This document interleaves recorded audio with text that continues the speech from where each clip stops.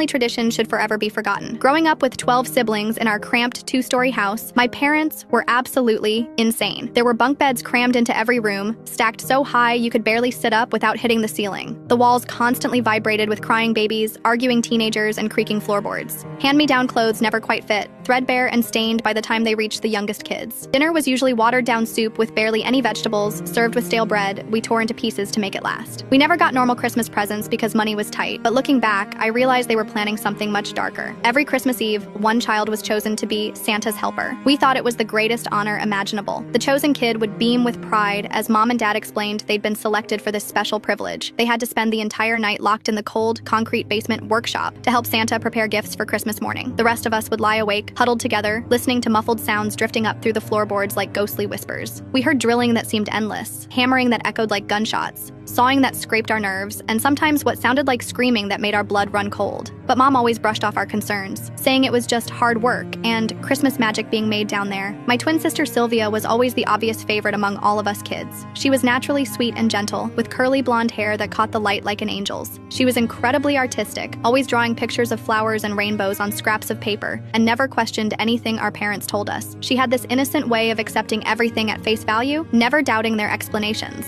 Last Christmas Eve, when we were both 8 years old, she was chosen to be Santa's helper. The rest of us were genuinely jealous.